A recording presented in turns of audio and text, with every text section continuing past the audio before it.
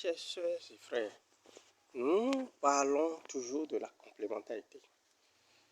Dans cette vidéo, nous allons démontrer qu'il y a une complémentarité entre les hommes. Tous les hommes font une seule unité.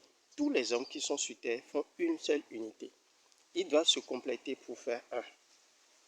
Cela ressemble tout simplement à une équipe de football. Quand les joueurs montent sur le terrain, chacun a son poste et chacun se complète pour donner la victoire, tout au moins pour présenter un beau jeu.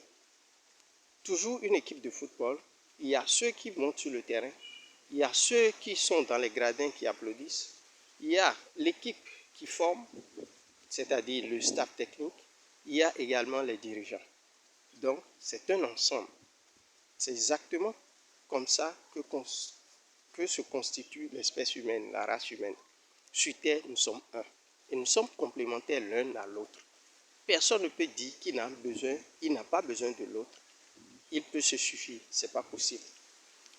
Si quelqu'un me contredit, alors qu'il n'a qu'à comparer les empreintes digitales de tous les humains sur Terre pour voir si cela se ressemble. Il n'a qu'à comparer également les ADN de tous les humains sur Terre pour voir si cela se ressemble. Non, pas du tout. Alors, ça veut dire que chacun vient sur Terre pour une mission bien précise, pour un rôle bien précis. Et chacun doit pouvoir découvrir cette mission et l'accomplir avec honneur, avec dévouement.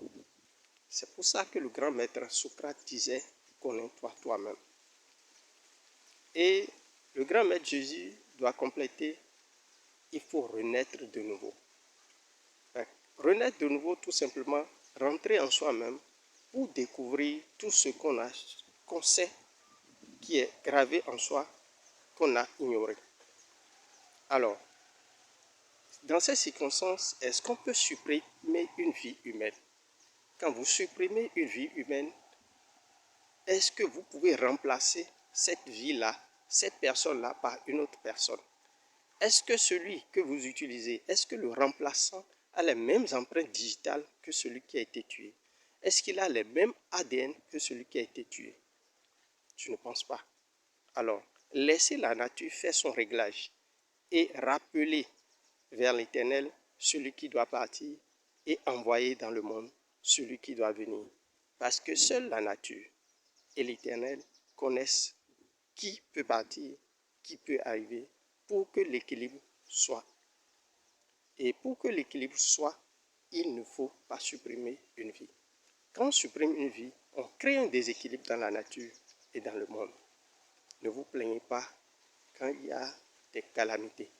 C'est juste parce qu'il y a des déséquilibres. Reprenons-nous et sachons que nous sommes complémentaires l'un à l'autre. Que la lumière guide nos actes.